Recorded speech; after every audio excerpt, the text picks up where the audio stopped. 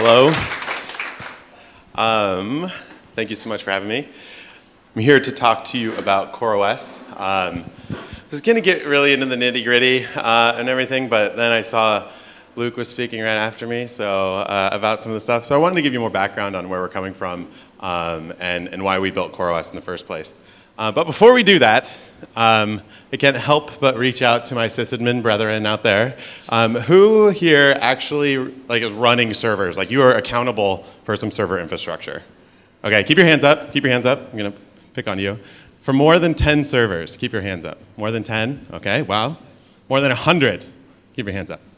Okay, all right. And again, these are things that you're directly accountable for, all right? If you work at Google, you can't say you have 5 million servers, all right? How about more than 1,000 servers? Anybody? Anybody? Okay, I think there's just one. Oh, no, sorry. Okay, more than 10,000 servers. Okay, we lost everybody. All right, I'm curious, with the 1,000 server club, can anybody say what they're doing? A retail bank. Okay, and how many servers is it total? More than 1,000, less than 10,000. Okay, and over here?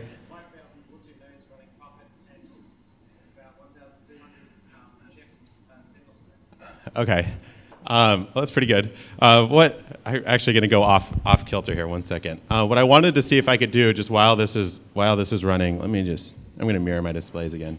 Do I have? Can you see that? I was going to try to replicate all of the servers in this room in one, on the cloud really quickly. Because it's amazing. Like 5 years ago, you could launch one server in 5 minutes. Now you can launch a couple thousand in 5 minutes. It's actually, and it works too.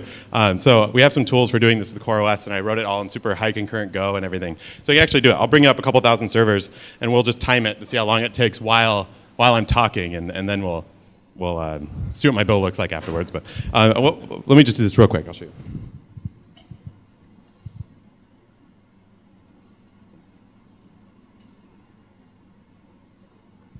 How many should we do? We'll start with, 40.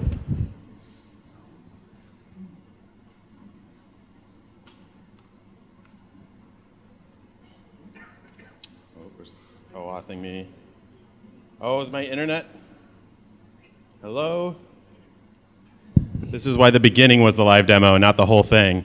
Oh, there it goes. Okay, we ripped off 40 there. Okay, let's make it 400 now. This blows my mind that this is even something we can do, and it's so trivial, and it literally costs a couple dollars an hour. We always talk about it with cloud computing, but to actually do it and to bring it up. This is a tool that I wrote. I don't program all the time, but when I do, I like building stupid little tools for demoing. And this is a thing I wrote, CoreUp, that brings up CoreOS on a bunch of different platforms. I'm launching these on Google, and my networking stack gave up because each of these are individual HTTP requests going out there. But, and then let's just crank it up one more time to, let's do 1,400 on that. Just let it go for a minute, and we'll see how it does. I can only do 20 queries per second, but okay.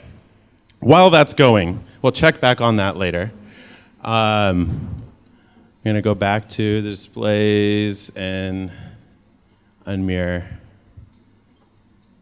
and back to CoreOS. Okay, here we go. So, a little bit about me. I'm the CEO, co-founder of CoreOS. I was previously at Mozilla. That's where I started my career, running server infrastructure there.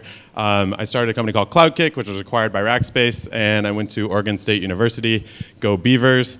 My team is much more cool than I am. Brandon, our co-founder, was formerly at SUSE on their kernel labs team, which is like the SEAL Team 6 of kernel developers, if you're familiar with that.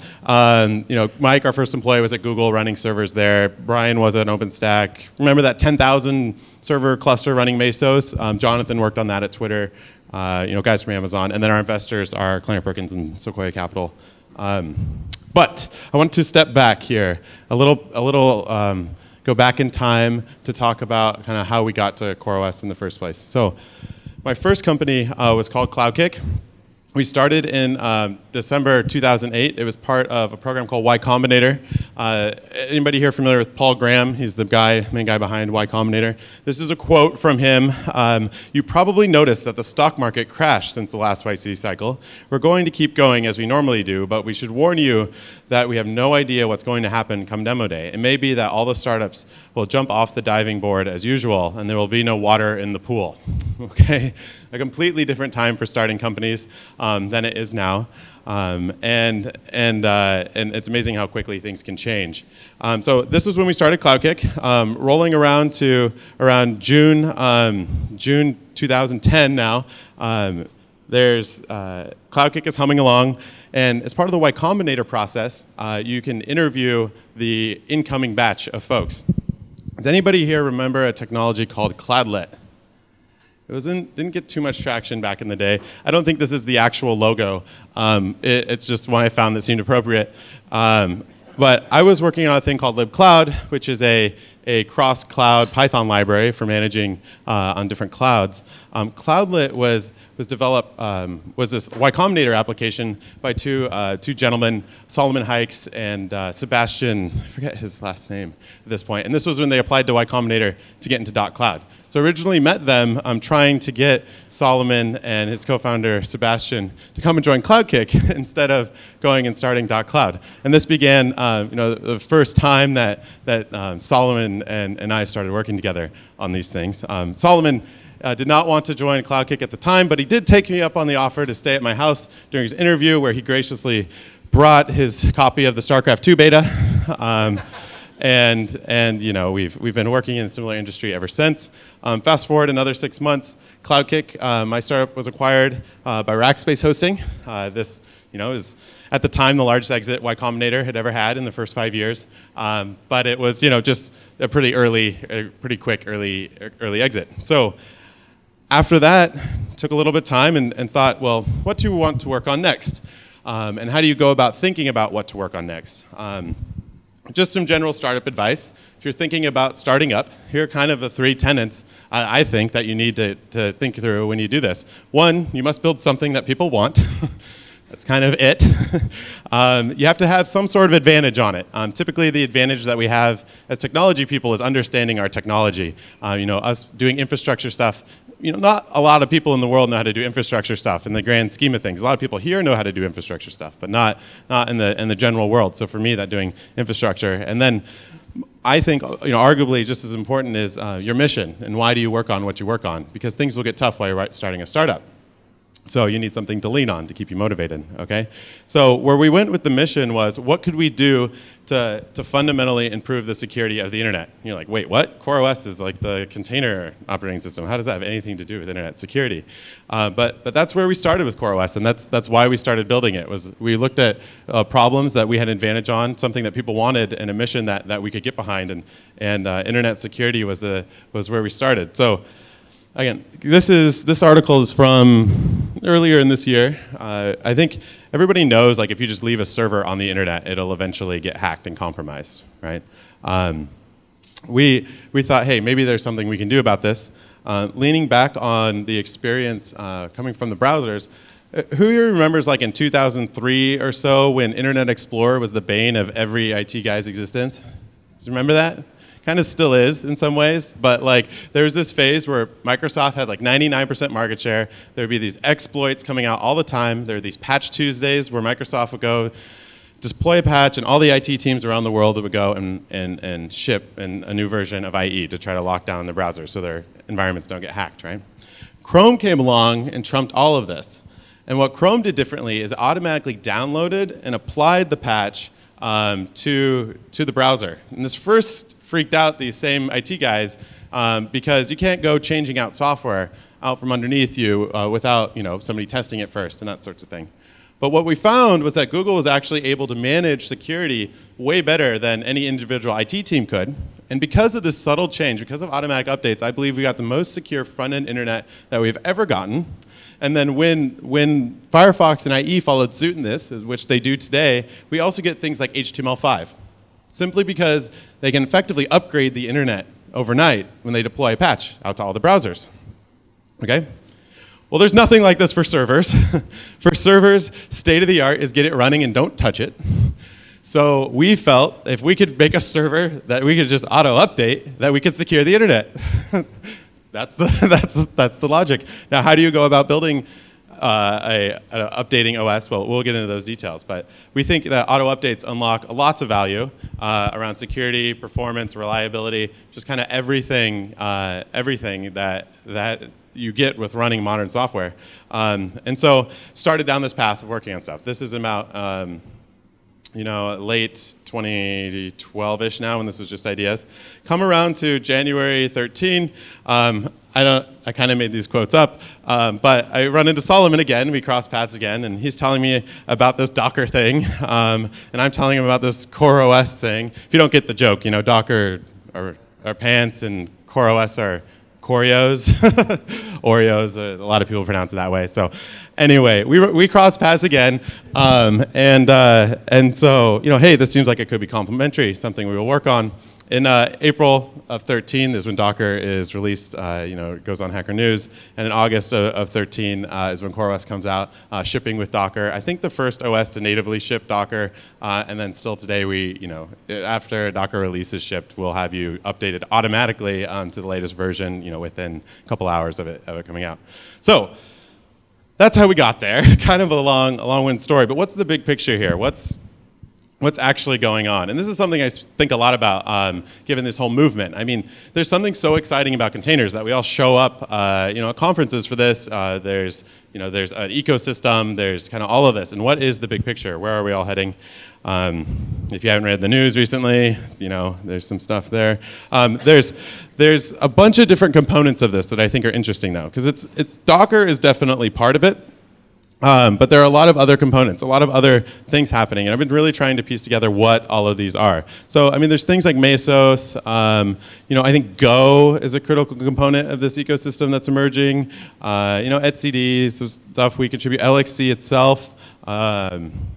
There's all of these things coming out. I've just been scratching my head trying to figure out, what does this all mean?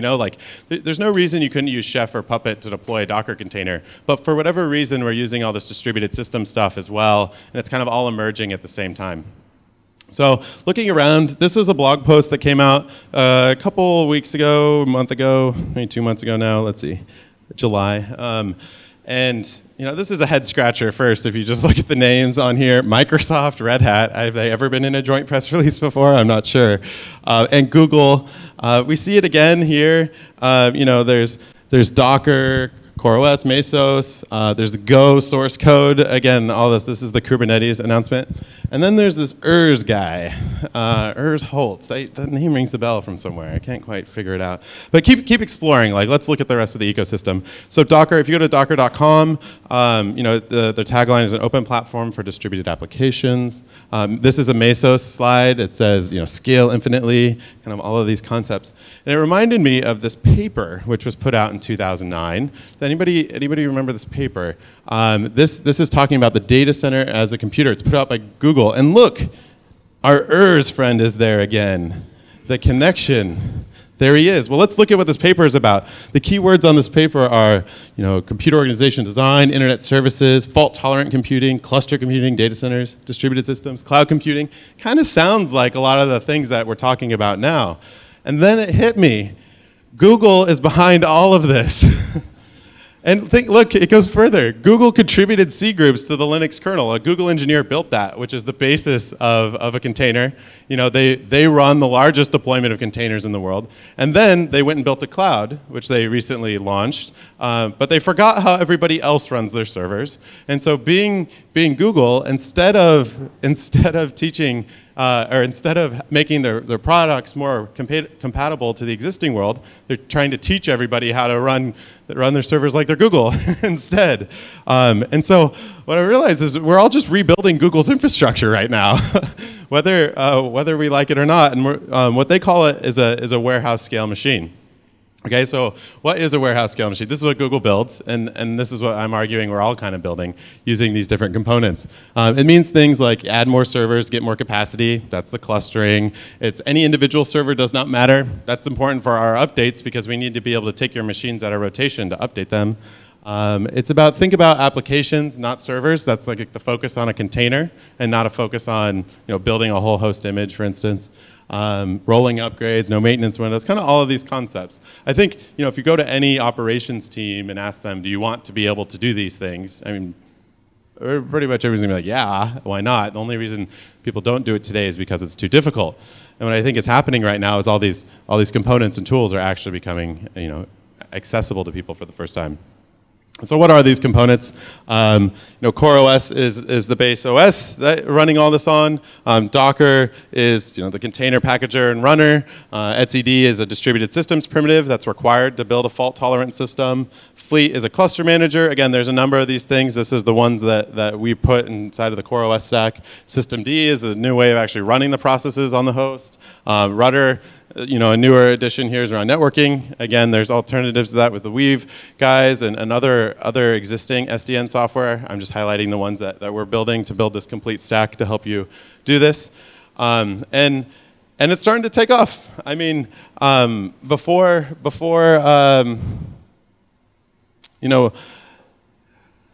we even made this stuff production ready, people are starting to put it in production. Google themselves is taking some of these components, the Pivotal guys, Rackspace is using it. And I think what's happening is that people want to build this next generation of infrastructure and that the industry hasn't actually really named it something yet. Is it warehouse scale computing? Is it the containerized data center? Is it the common cloud, which was another one we've been talking about? And I'm not sure. But all of this is definitely in the wheelhouse of what we're building, and if we do it, we think that we will actually have a bunch of new super weapons, tools to run infrastructure that we didn't have before. So if you're interested in running CoreOS, you can run it everywhere. You can run it on the popular cloud providers or on bare metal. DigitalOcean was so kind to put this out just for Container Camp. So you can write that down if you're interested in getting free credit. We launched on DigitalOcean just on Friday. It was our biggest launch ever. There's like a couple thousand machines came up within the first hour of that launch. So it's definitely starting to take off. So are we going to be able to run the world's infrastructure this way and secure the internet? I'm not sure. It's a big, tall order, but I do think we have the right team coming together, the right technology, and there's definitely a shot at it. So it's definitely a very exciting time to be running infrastructure and to be part of this next generation. And thank you all for your contributions. So I'll take questions now. Thank you.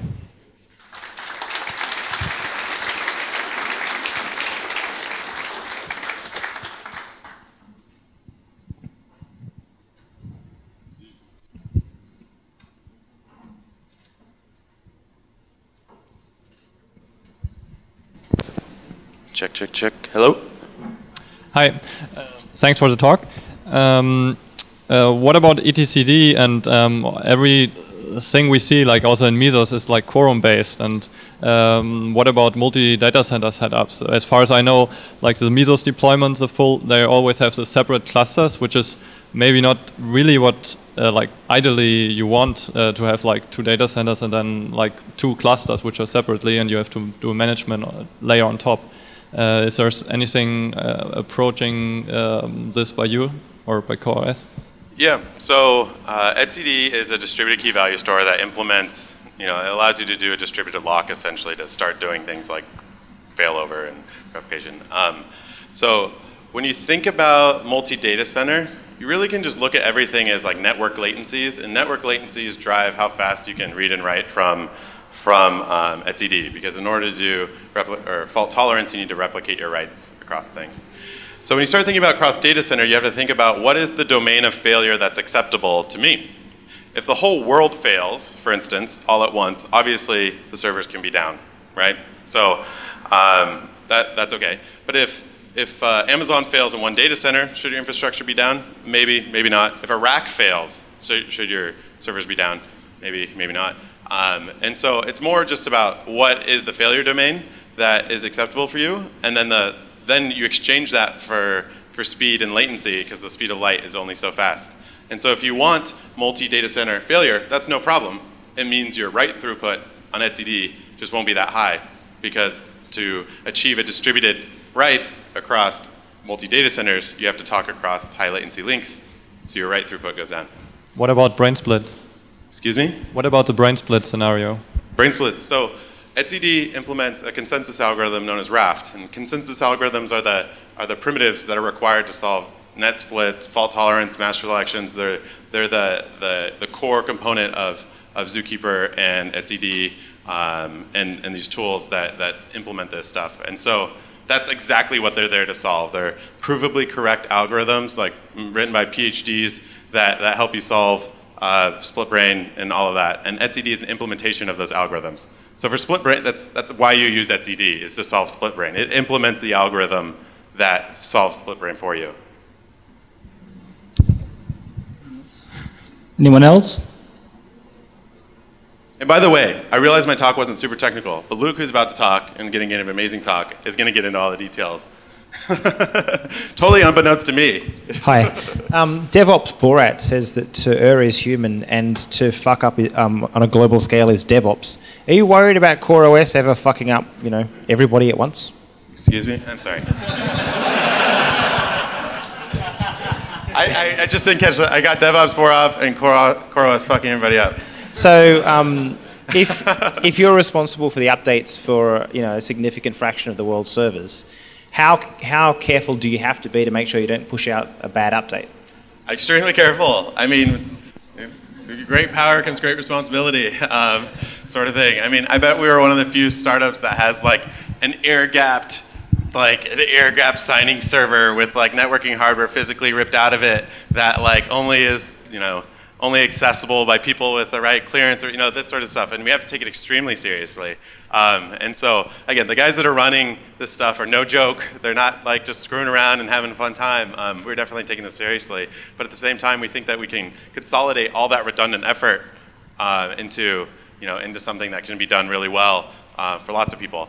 And so, yes, it is a daunting task. And we continue to invest in better security mechanisms and make things more secure, and again, we have to build trust. Google has your trust, well, some of you, has trust that they could ship Chrome and not screw up the internet, right? But we have to build that, and that is our challenge. Hi, in a traditional software stack cluster, sorry. Oh, there you are.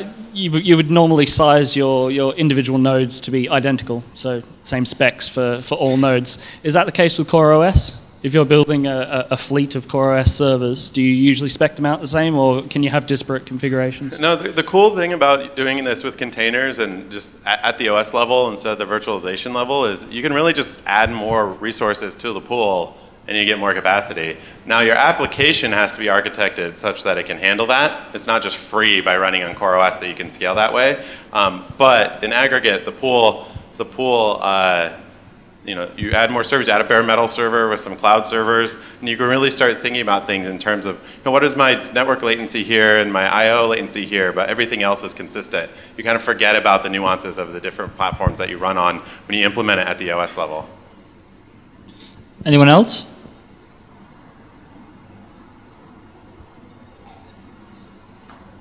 All right, thank you very much. All right, thank you guys.